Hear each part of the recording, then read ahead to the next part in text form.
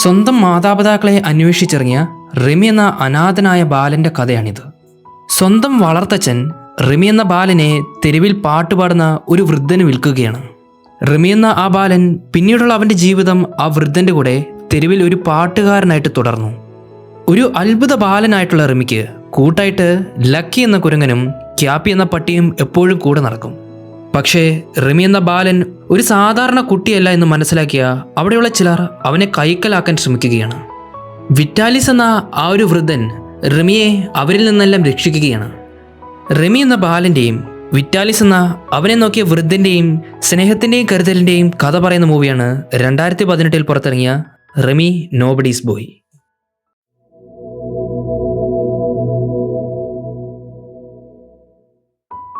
ഫ്രാൻസിലെ ഒരു ഓർഫണേജാണ് സ്ഥലം. അവിടെ താമസിക്കുന്ന അനാഥനായ ഒരു കുട്ടിയെ കാണിക്കുകയാണ്. ആ രാത്രി പുറത്ത് വലിയ ഇടിമുഴക്കവും മിന്നലിൻ്റെ ശബ്ദമെല്ലാം കേട്ട് പേടിച്ച് വിറച്ചാണ് ആ കുട്ടി കിടന്നുറങ്ങിയത്.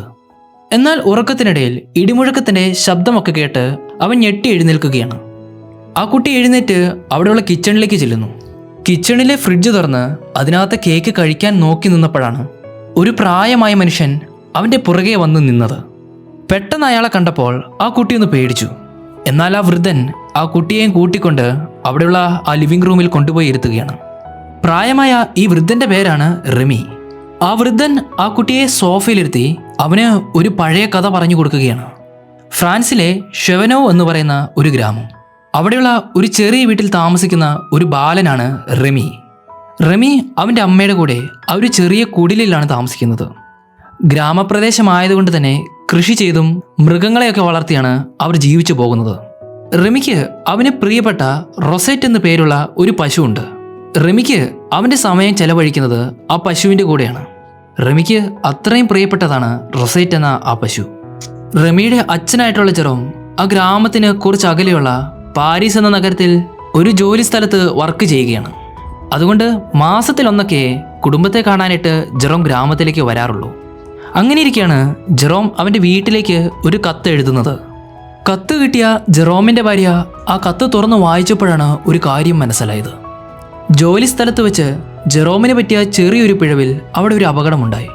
അതിൻ്റെ നഷ്ടപരിഹാരം കൊടുക്കുന്നതിനും കേസിനൊക്കെ ആവശ്യമായിട്ടുള്ള പണം ജെറോമിൻ്റെ കയ്യിലില്ല. അതുകൊണ്ട് വീട്ടിൽ നിന്ന് കുറച്ച് പണം അയക്കാൻ പറഞ്ഞായിരുന്നു ആ കത്തിലുണ്ടായിരുന്നത്. ജെറോമിൻ്റെ ഭാര്യ മറ്റൊരു വഴിയില്ലാത്തതുകൊണ്ട് സ്വരുക്കൂട്ടിവെച്ച കുറേ കാശ് ഇതിനായിട്ട് മാറ്റിവെക്കുന്നു. എന്നാലും കൂട്ടിവെച്ച ഈ കാശൊന്നും അതിന് തികയത്തില്ല. അതുകൊണ്ട് മറ്റ് മാർഗമില്ലാത്തതുകൊണ്ട് റൊസെറ്റ് എന്ന റിമിയുടെ ആ പ്രിയപ്പെട്ട പശുവിനെ വിൽക്കാനായിട്ട് ആ സ്ത്രീ തീരുമാനിക്കുകയാണ്. അങ്ങനെ വേദനയോടെയാണെങ്കിലും റൊസെറ്റ് എന്ന പശുവിനെ തൊട്ടടുത്തുള്ള ഒരു അയൽവക്കക്കാരന് വിൽക്കുകയാണ്. ആ പശുവിനെ കിട്ടിയ ശേഷം ക്രൂരനായിട്ടുള്ള അയാൾ ആ പശുവിനെ പലവട്ടവും ഉപദ്രവിക്കും. റിമിക്ക് അവൻ്റെ പ്രിയപ്പെട്ട പശുവിനെ പിരിഞ്ഞിരിക്കാൻ കഴിയത്തില്ല. അതുകൊണ്ട് രാത്രി ആരും കാണാതെ തൊട്ടടുത്ത വീട്ടിലുള്ള ആ പശുത്തൊഴുത്തിൽ ചെന്ന് അവനവൻ്റെ പ്രിയപ്പെട്ട പശു റൊസെറ്റിനെ കാണും. ദേഹത്ത് മുറിവേറ്റ റൊസെറ്റിനെ റിമി ആശ്വസിപ്പിക്കും. രാത്രി ആരും കാണാതെ മിക്ക ദിവസങ്ങളിലും റിമി റൊസെറ്റിനെ കാണും. അങ്ങനെ ഒരു ദിവസം രാത്രിയാണ് റിമിയെ ആ പശുത്തൊഴുത്തിൽ വെച്ച് ആ പശുവിൻ്റെ ഉടമസ്ഥൻ പിടികൂടുന്നത്. റിമീനെ വഴക്ക് പറഞ്ഞ് അവിടെ നിന്ന് അയാൾ ഓടിച്ചു വിട്ടു. അവിടെ നിന്ന് തിരികെ വീട്ടിലേക്ക് ഇറങ്ങി ഓടിയ റിമി വീട്ടിൽ ചെന്നപ്പോൾ കാണുന്നത് മടങ്ങിയെത്തിയിരിക്കുന്ന അവൻ്റെ അച്ഛൻ ജെറോമിനെയാണ്. കേസും വിചാരണയുമൊക്കെ ആയിട്ട് ജെറോമിൻ്റെ കയ്യിലുണ്ടായിരുന്ന കാശെല്ലാം നഷ്ടപ്പെട്ടു. ആ ഒരു ആക്സിഡന്റ് കേസിന് വേണ്ടി അവൻ പണം കുറേ ഇട്ടെങ്കിലും ആ കേസൊന്നും അവന് വിജയിക്കാൻ കഴിഞ്ഞില്ല. പാരീസിലുള്ള അവൻ്റെ ജോലിയും നഷ്ടപ്പെട്ട് പണമൊന്നും ഇല്ലാതെയാണ് ജെറോം തിരികെ പോകുന്നത്. അതുകൊണ്ട് തിരികെ വീട്ടിലെത്തിയെങ്കിലും ജെറോമിന് വളരെ സങ്കടമായിരുന്നു. ജെറോം റിമിയെ കണ്ടപ്പോൾ അവൻ റിമിയോട് ദേഷ്യപ്പെട്ട് സംസാരിക്കാനും തുടങ്ങി. അങ്ങനെ സംസാരത്തിനൊടുവിൽ ജെറോം അവൻ്റെ ഭാര്യയുമായിട്ട് തർക്കിക്കുകയാണ്. തർക്കത്തിനിടയിൽ ജെറോം അവളോട് പറഞ്ഞു, അനാഥനായ ഇവനെ എന്തിനാണ് ഇപ്പോഴും നീ വളർത്തിക്കൊണ്ടിരിക്കുന്നത്? ഇവൻ നമുക്കൊരു അധികപ്പറ്റാണ്. എത്രയും വേഗം റിമിയെ അനാഥാലയത്തിൽ ഏൽപ്പിക്കാമെന്ന് ജെറോം അവളോട് പറയുകയാണ്. അപ്പോഴാണ് നമുക്ക് മനസ്സിലാകുന്നത് റിമിയെ എടുത്തു വളർത്തിയവരാണ് അവർ രണ്ടുപേരും. റിമിയാണെങ്കിൽ കുറച്ച് മാറി നിന്ന് ഇതെല്ലാം കേൾക്കുന്നുണ്ടായിരുന്നു. അവസാനം റിമി എടുത്തു വളർത്തിയ അവൻ്റെ അമ്മ റിമിയോട് അവനെപ്പറ്റി എല്ലാ കാര്യങ്ങളും തുറന്നു പറയുകയാണ്. 10 വർഷം മുൻപ് പാരീസിൽ ജെറോം ജോലിക്കായിട്ട് പോകുന്ന വഴിയാണ് അവിടെയുള്ള ഒരു പള്ളിക്ക് മുൻപിൽ ഉപേക്ഷിക്കപ്പെട്ട നിലയിൽ ഒരു കുഞ്ഞിനെ കണ്ടത്. ജെറോം ആ കുഞ്ഞിൻ്റെ അടുത്ത് ചെന്ന് അതിനെ എടുത്തു നോക്കിയപ്പോൾ ആ കുട്ടിയെ പൊതിഞ്ഞ വസ്ത്രവും തുണിയും എന്ന് പറയുന്നത് വളരെ വിലപ്പെട്ട ഒന്നായിരുന്നു. ഉറപ്പായിട്ടും ഒരു പണക്കാരൻ്റെ കുട്ടിയായിരിക്കും ഇതെന്ന് ജെറോം വിചാരിച്ചു. കുറച്ച് നാളത്തേക്ക് ഈ കുഞ്ഞിനെ വളർത്താനായിട്ട് ജെറോം അങ്ങനെ തീരുമാനിക്കുകയാണ്. കുഞ്ഞിനെ അന്വേഷിച്ച് ഇതിൻ്റെ അവകാശികൾ വരുമ്പോൾ പ്രതിഫലമായിട്ട് അവരിൽ നിന്ന് നല്ല പണം വാങ്ങാമെന്ന് ജെറോം വിചാരിച്ചു. ആ കുഞ്ഞിനെയും എടുത്തുകൊണ്ട് ജെറോം വീട്ടിലേക്ക് പോയി. ജെറോമും അവൻ്റെ ഭാര്യയും കുഞ്ഞിന് റെമി എന്ന് പേര് നൽകി. റെമീനെ കളഞ്ഞു കിട്ടിയപ്പോൾ അവനെ ധരിപ്പിച്ചിരുന്ന ആ വിലപിടിപ്പുള്ള വസ്ത്രവും തുണിയും ആ സ്ത്രീ സൂക്ഷിച്ചു വെച്ചിരുന്നു. അവൻ്റെ ഈ കഥകളെല്ലാം പറഞ്ഞതിന് ശേഷം റെമിക്ക് അവൻ്റെ അമ്മ ആ വസ്ത്രമെല്ലാം എടുത്തു കാണിക്കുന്നു. പക്ഷേ റെമിയുടെ മുഖത്ത് വളരെയധികം സങ്കടമായിരുന്നു. അവൻ്റെ അച്ഛൻ അവനെ തിരികെ ഓർഫണേജിലേക്ക് കൊടുക്കുമോ എന്നായിരുന്നു അവൻ്റെ ഭയം. എന്നാൽ അവൻ്റെ അമ്മ അവനോട് പറഞ്ഞു, ആരൊക്കെ നിന്നെ ഉപേക്ഷിച്ചാലും ഒരിക്കലും നിന്നെ ഞാൻ വിട്ടുകൊടുക്കത്തില്ല. അങ്ങനെ പിറ്റേ ദിവസം രാവിലെ ഉണർന്നെഴുന്നേറ്റ റെമിയുടെ അടുത്തേക്ക് അവൻ്റെ അമ്മ ഒരു സന്തോഷ വാർത്തയായിട്ടാണ് വന്നത്. അനാഥനായ റെമിയെ ഇത്രയും നാളും എടുത്തു വളർത്തിയതിന് പാരിതോഷികമായിട്ട് ടൗൺ ഹാളിൽ വെച്ച് അവിടുത്തെ മേയർ കുറച്ച് പണം നൽകുന്നുണ്ട്. ആ ഒരു പണം കൊണ്ട് തന്നെ സാമ്പത്തികമായിട്ടുള്ള അവരുടെ പ്രശ്നങ്ങൾ തീരുമെന്ന് ജെറോമിനും അയാളുടെ ഭാര്യയ്ക്കും മനസ്സിലായി. റെമിയെ ഇത്രയും നാൾ നോക്കിയതിനുള്ള ഒരു തുകയായിട്ടാണ് അവർ അത് നൽകുന്നത്. അങ്ങനെ റെമിയും കൂട്ടിക്കൊണ്ട് ആ ഒരു തുക മേടിക്കാനായിട്ട് ജെറോം ടൗണിലേക്ക് പോവുകയാണ്. എന്നാൽ യഥാർത്ഥത്തിൽ അങ്ങനൊരു തുകയോ അങ്ങനൊരു പാരിതോഷികമോ ടൗൺ ഹാളിൽ വെച്ച് മേയർ നൽകുന്നില്ലായിരുന്നു. റെമിയെ തൻ്റെ കൂടെ വിടുന്നതിന് തൻ്റെ ഭാര്യയോട് ജെറോം പറഞ്ഞൊരു കള്ളമായിരുന്നു അത്. റെമിയെ ഒരു ഓർഫണേജിലേക്ക് ഏൽപ്പിക്കാനാണ് ജെറോമിൻ്റെ തീരുമാനം. അതിനായിട്ടാണ് അവനെ കൂടെ കൊണ്ടുവന്നത്. ഈ കാര്യം മനസ്സിലാക്കിയ റെമി വളരെയധികം സങ്കടപ്പെട്ടു. റെമി ജെറോമിൻ്റെ കയ്യിൽ നിന്ന് ഓടി രക്ഷപ്പെടുകയാണ്. റെമിയെ പിടിക്കാനായിട്ട് ജെറോമും ആ നഗരത്തിലുണ്ടായിരുന്ന കുറച്ചു പേരും അവൻ്റെ പുറകെ ഓടി. റെമി ഇങ്ങനെ ഓടിക്കേറി ചെല്ലുന്നത് മദ്യം വിൽക്കുന്ന ഒരു ഷോപ്പിലേക്കായിരുന്നു. ആ കടയിൽ കയറിയ റെമി പ്രായമായ ഒരു വൃദ്ധന്റെ മുൻപിൽ പെടുന്നു. വിറ്റാലിസ് എന്നു പേരുള്ള ആ വൃദ്ധൻ ഒരു തെരുവ് കലാകാരനാണ്. തെരുവിലൂടെ പാട്ടുപാടിയും ഡാൻസ് കളിച്ചും കലാപരിപാടികൾ നടത്തി അങ്ങനെ ജീവിക്കുന്ന ഒരു പ്രായമായ മനുഷ്യൻ. അയാളുടെ ട്രൂപ്പിൽ അയാൾക്ക് കൂട്ടായിട്ട് ലക്കി എന്നു പേരുള്ള ഒരു കുരങ്ങനും ക്യാപ്പി എന്നു പേരുള്ള ഒരു പട്ടിയുമുണ്ട്. അങ്ങനെ റെമിയുടെ പുറകെ വന്ന ജെറോമ ആ കടയിൽ കയറുമ്പോൾ പ്രായമായ വിറ്റാലിസിനെ കാണുകയാണ്. റെമിയെ ഒരു ഓർഫണേജിൽ ഏൽപ്പിക്കാനായിട്ടാണ് അവൻ്റെ പുറകെ ജെറോം വന്നതെന്ന് വിറ്റാലിസിന് മനസ്സിലായി. അങ്ങനെ വിറ്റാലിസ് ജെറോമുമായിട്ടൊരു കരാറിലെത്തി. 1 വർഷത്തേക്ക് റെമിയെ ഞാൻ നോക്കിക്കോളാം, അവൻ എൻ്റെ കൂടെ നിൽക്കട്ടെ. അവനെ 1 വർഷത്തേക്ക് കൊണ്ടുപോകുന്നതിൽ അതിനൊത്ത പണവും ഞാൻ നൽകാം.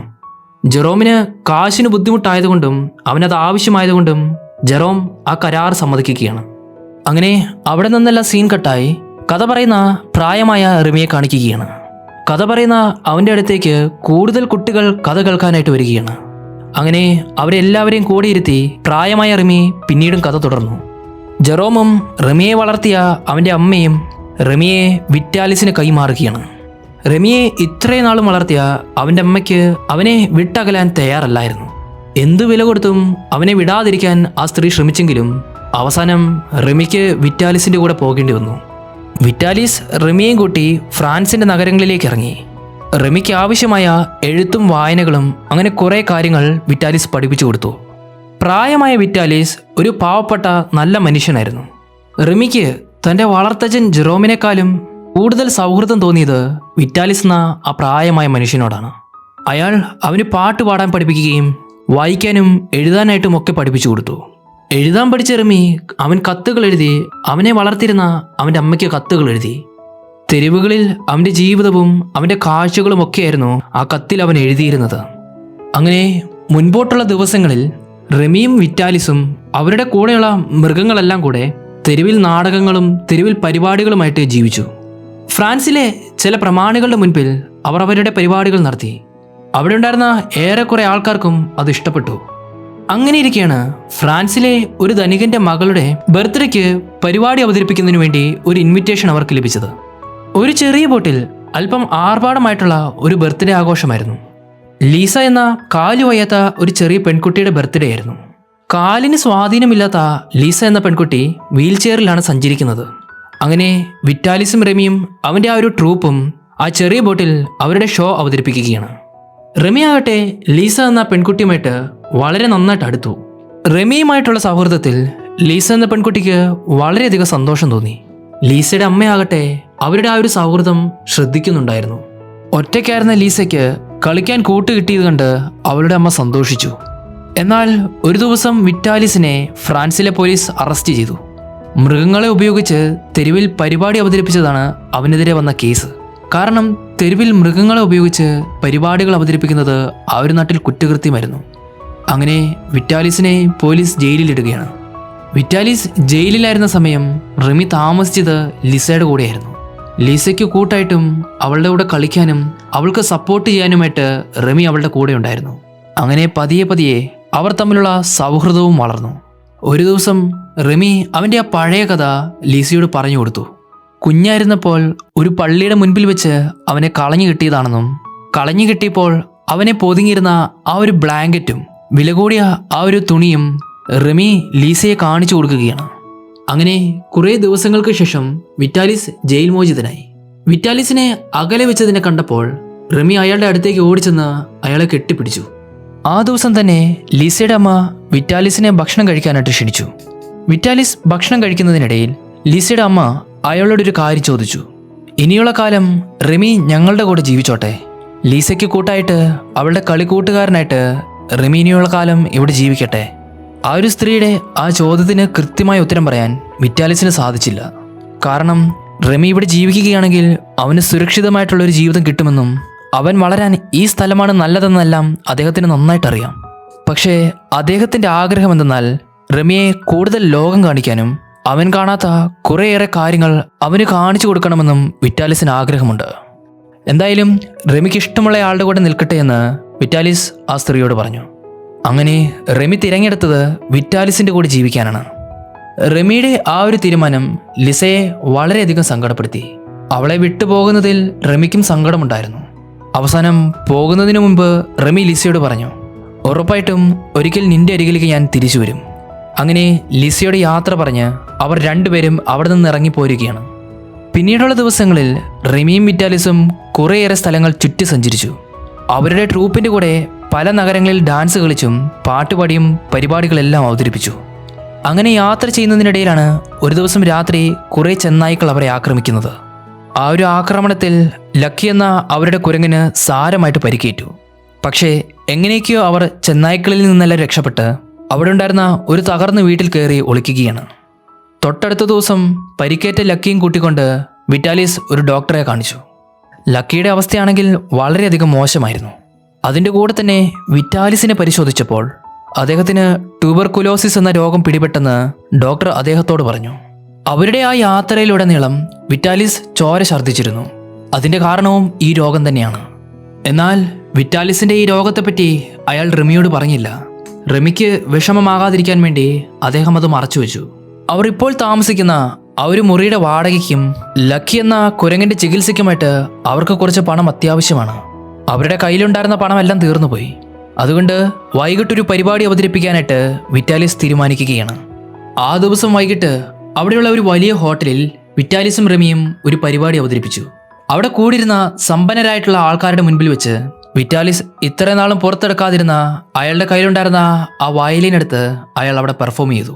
അയാളുടെ മനോഹരമായിട്ടുള്ള വയലിനെ ഉപയോഗിച്ചുള്ള ആ ഒരു സംഗീതം അവിടെ ഉണ്ടായിരുന്ന കാണികളെല്ലാം ആസ്വദിച്ചു. അവിടെ കൂടിയിരുന്നവരെല്ലാവരും അവർക്ക് കുറച്ച് വെള്ളി നാണയവും കുറെ പാരിതോഷികങ്ങളും നൽകി. അവർക്കന്ന് ലഭിച്ച ആ ഒരു പണം തന്നെ ആവശ്യത്തിലധികമായിരുന്നു. അപ്പോഴാണ് അധികം പ്രായമില്ലാത്തൊരു യുവതി വിറ്റാലിസിന്റെ അടുത്ത് വന്ന് സംസാരിച്ചത്. വിറ്റാലിസ് വയലിൻ ഉപയോഗിച്ച് നടത്തിയ ആ ഒരു സംഗീതം അത് ചെറുപ്പത്തിൽ ഞാൻ കേട്ടിട്ടുണ്ട്. അന്ന് ആ വയലിൻ ഉപയോഗിച്ചതും ഒരു പ്രഗത്ഭനായിട്ടുള്ള വ്യക്തിയാണ്. അത് നിങ്ങൾ തന്നെയാണോ എന്ന് ആ സ്ത്രീ വിറ്റാലിസിനോട് ചോദിച്ചു. പണ്ട് വിറ്റാലിസ് അറിയപ്പെടുന്ന ഒരു പ്രഗത്ഭനായിട്ടുള്ള വയലിനിസ്റ്റ് ആയിരുന്നു. അതുകൊണ്ട് തൻ്റെ ഐഡന്റിറ്റി അറിയാതിരിക്കാൻ വേണ്ടി വിറ്റാലിസ് അത് താനല്ല എന്ന് ആ സ്ത്രീയോട് പറഞ്ഞു. ഞാൻ എൻ്റെ യാത്രക്കിടയിൽ പല ആളുകളിൽ നിന്നും പല വ്യക്തികളിൽ നിന്നുമാണ് ഈ ഒരു വയലിൻ ഉപയോഗിക്കാൻ പഠിച്ചത്. വിറ്റാലിസ് പറഞ്ഞത് കേട്ട് ആ സ്ത്രീ അവിടെ നിന്ന് മാറിപ്പോവുകയാണ്. പക്ഷേ അയാൾ പറഞ്ഞ കാര്യങ്ങളൊന്നും തന്നെ ആ സ്ത്രീ മുഴുവനായിട്ട് വിശ്വസിച്ചില്ല. പോകുന്നതിന് മുൻപ് ഒരു സ്വർണ്ണ നാണയവും റമിക്ക് കൊടുത്തിട്ടാണ് ആ സ്ത്രീ പോയത്. റമി ആകട്ടെ സ്വർണ്ണ നാണയം കിട്ടിയ ആ സന്തോഷത്തിൽ ലക്കി എന്ന ആ കുരങ്ങൻ്റെ അടുത്തേക്ക് ഓടിച്ചെല്ലുകയാണ്. എന്നാൽ അവിടെ ചെന്നപ്പോഴേക്കും ലക്കി മരണപ്പെട്ടിരുന്നു. ആ സ്ഥലത്ത് വെച്ച് തന്നെ ലക്കിയെ അവർ സംസ്കരിച്ചു. തൊട്ടടുത്ത ദിവസം ആ ഹോട്ടലിൽ നിന്ന് അവർ രണ്ടുപേരും ഇറങ്ങിപ്പോവുകയാണ്.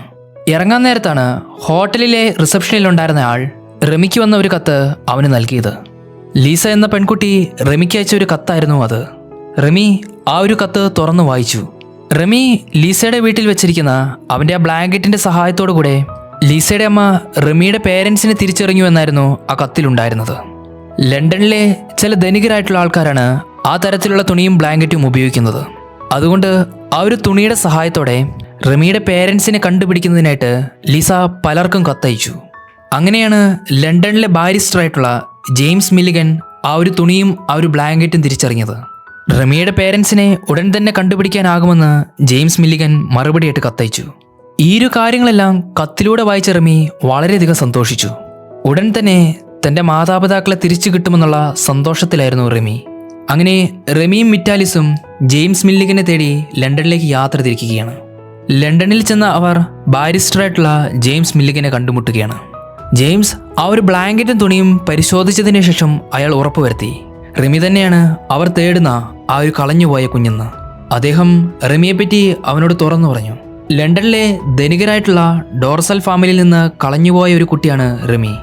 അങ്ങനെ റിമിയെ അവൻ്റെ കുടുംബമായിട്ടുള്ള ഡോർസൽ ഫാമിലിയിലേക്ക് തിരികെ ഏൽപ്പിക്കാനായിട്ട് ജെയിംസ് സമ്മതിച്ചു.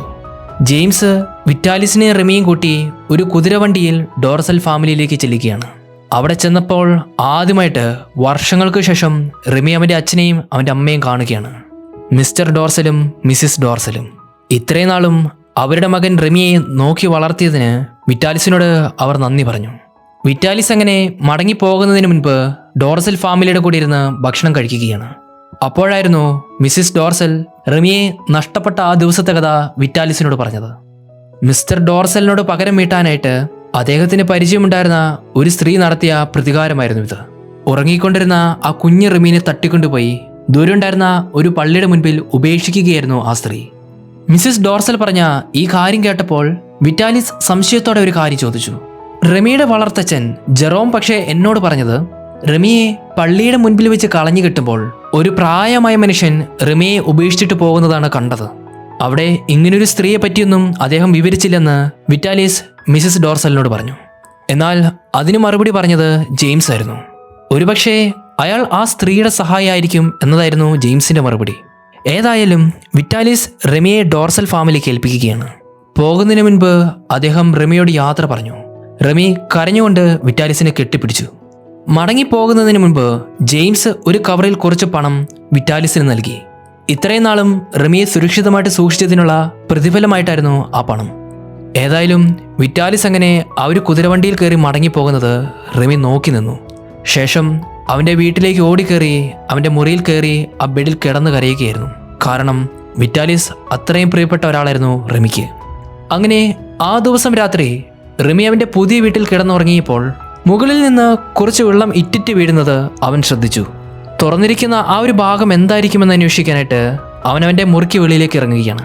അപ്പോഴാണ് വെളിയിൽ നന്നായിട്ട് മഞ്ഞ് പെയ്യുന്നത് റിമി ശ്രദ്ധിച്ചത്. റിമി അവൻ വന്നിട്ടുള്ള പുതിയ വീടും ആ മുറികളും എല്ലാം ഒന്ന് പരിശോധിക്കാനായിട്ട് തീരുമാനിച്ചു. റിമി ഇങ്ങനെ മുകളിലത്തെ നിലയത്തെ ഒരു മുറിയിലേക്ക് കയറി ചെല്ലുകയാണ്. അവിടെ ഉണ്ടായിരുന്ന ഒരു കബോർഡ് തുറന്നു നോക്കിയപ്പോൾ റിമി ഞെട്ടിപ്പോയി. കുറേ പേരുടെ സ്വർണ്ണപ്പല്ലുകളും ആരുടെക്കോ മോഷ്ടിച്ച വിലപിടിപ്പുള്ള വാച്ചുകളുമായിരുന്നു ആ ഡ്രോയിലുണ്ടായിരുന്നത്. അതെ, റിമി അത്രയും നേരം വിചാരിച്ച ഡോർസൽ ഫാമിലി എന്ന് പറയുന്ന അവൻ്റെ മാതാപിതാക്കൾ യഥാർത്ഥത്തിലുള്ളവരല്ലായിരുന്നു. മനുഷ്യരെ കൊള്ളയടിച്ച് ജീവിക്കുന്ന കുറച്ചു പേരാണ് ഈ ഡോർസൽ ഫാമിലിയിലുള്ളത്. മിസ്സിസ് ഡോർസലും മിസ്റ്റർ ഡോർസലും അവൻ്റെ മാതാപിതാക്കളല്ലെന്ന് അപ്പോൾ മാത്രമാണ് റിമിക്ക് മനസ്സിലായത്. റിമി ചതിക്കപ്പെടുകയായിരുന്നു. അവിടെ നിന്ന് എങ്ങനെയും ഓടി രക്ഷപ്പെടാൻ ശ്രമിച്ച റിമീനെ മിസ്സിസ് ഡോർസൽ പിടിക്കുകയാണ്. അവനെ പിടിച്ച മിസ്സിസ് ഡോർസൽ അവനെ ഭീഷണിപ്പെടുത്തി. പുറത്തേക്ക് പോയാൽ ഉറപ്പായിട്ടും അവനെ കൊന്നുകളയുമെന്ന് ആ സ്ത്രീ പറഞ്ഞു. എന്നാൽ റിമി എങ്ങനെയൊക്കെയോ ആ സ്ത്രീയുടെ കയ്യിൽ നിന്ന് ചാടി രക്ഷപ്പെടുകയാണ്. മുൻപിലത്തെ വാതിൽ തുറന്നിറങ്ങിയ റിമി കാണുന്നത് ബാരിസ്റ്ററായിട്ടുള്ള ജെയിംസ് മില്ലിഗനെയായിരുന്നു. റിമി അദ്ദേഹത്തോട് മിസ്സിസ് ഡോർസലിനെ പറ്റിയുള്ള കാര്യങ്ങളെല്ലാം തുറന്നു പറഞ്ഞു. പക്ഷേ ജെയിംസും മിസ്സിസ് ഡോർസലിന്റെ കൂട്ടത്തിലുള്ള ഒരാളായിരുന്നു.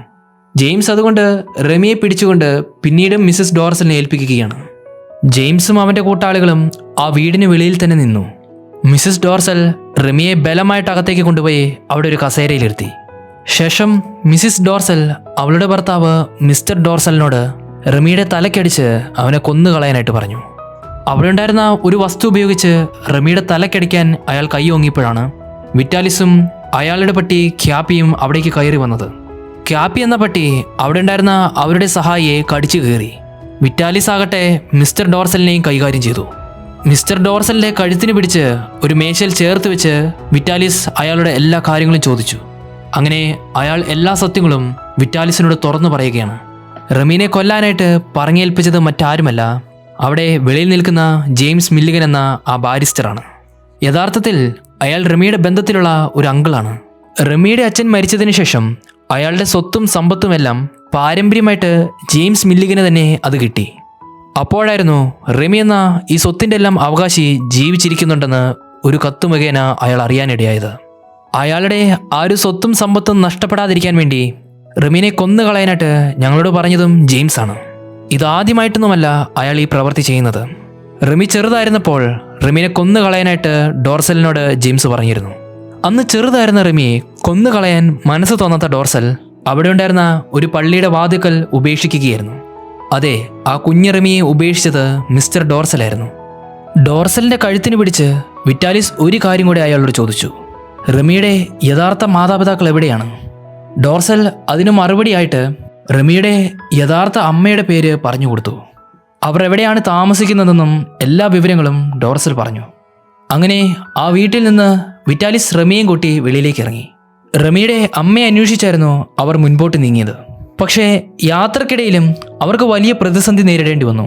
അവിടെ ചുറ്റും ശക്തമായ മഞ്ഞുവീഴ്ചയായിരുന്നു. അതുകൊണ്ട് മുൻപോട്ടുള്ള അവരുടെ യാത്ര വളരെ പ്രയാസമായിരുന്നു.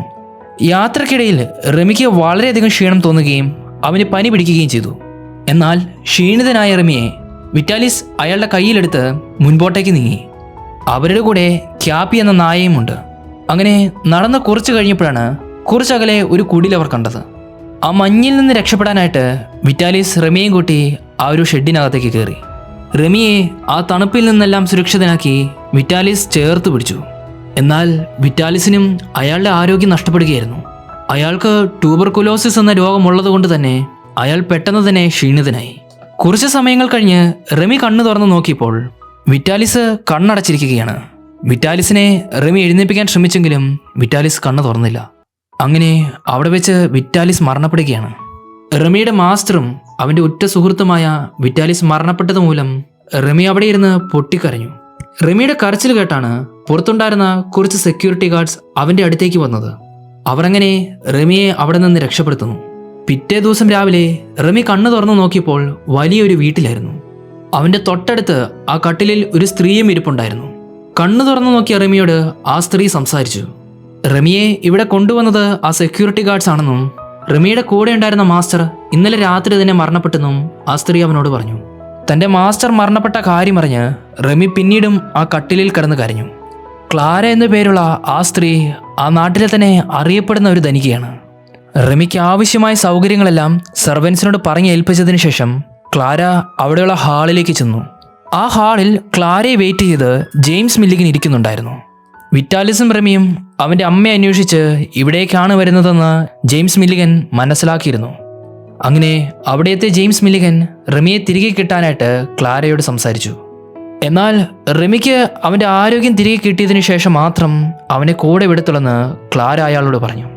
ഇതേ സമയത്താണ് റമിയുടെ വസ്തുക്കളെല്ലാം അടുക്കി വെച്ചിരുന്ന അവിടെ ഉണ്ടായിരുന്ന സെർവൻറ്റിന് അവൻ്റെ ബാഗിൽ നിന്ന് ഒരു കത്ത് കിട്ടിയത്. ഉടൻ തന്നെ ആ ഒരു കത്ത് ആ ഒരു സെർവൻറ്റ് ക്ലാരയ്ക്ക് കൊടുത്തു. ആ ഒരു കത്ത് വായിച്ചു നോക്കിയ ക്ലാര യഥാർത്ഥത്തിൽ ഞെട്ടിപ്പോവുകയായിരുന്നു. അവൾ ഇത്രയും നേരം ശുശ്രൂഷിച്ച റമി എന്ന ബാലൻ അവളുടെ മകനാണ്. ക്ലാരയെ അന്വേഷിച്ച് തന്നെയാണ് റമിയും ഇങ്ങോട്ട് വന്നതെന്ന് അവൾക്ക് മനസ്സിലായി. തൻ്റെ സ്വന്തം മകനാണ് അവിടെ കിടക്കുന്നതെന്ന് മനസ്സിലാക്കിയ ക്ലാര വളരെയധികം സന്തോഷിച്ചു. ആ കത്തിലുണ്ടായിരുന്നത് റമി എഴുതിയ ഒരു പാട്ടിൻ്റെ വരികളായിരുന്നു. ആ ഒരു പാട്ട് തന്നെയാണ് റമി ചെറുതായിരുന്നപ്പോൾ ക്ലാര അവന് പാടിക്കൊടുത്ത പാട്ട്. റമിയുടെ അബോധ മനസ്സിൽ ഈ ഒരു പാട്ടിനെക്കുറിച്ചുള്ള ഓർമ്മയുണ്ടായിരുന്നെങ്കിലും വിറ്റാലിസിൻ്റെ കൂടെ അയാളുടെ ട്രൂപ്പിൽ ചേർന്ന് പാട്ട് പാടാനും എഴുതാനും പഠിച്ചപ്പോഴാണ് റമി ആ പാട്ടിനെക്കുറിച്ച് ഓർത്തതും ആ പാട്ടിൻ്റെ വരികൾ പേപ്പറിൽ എഴുതിയതും. ക്ലാര പിന്നീട് റമിയെ അവളുടെ അടുത്തേക്ക് വിളിക്കുകയാണ്. അവൾ റമിയുടെ അമ്മയാണെന്ന കാര്യം റമിയോട് അവൾ തുറന്നു പറഞ്ഞു.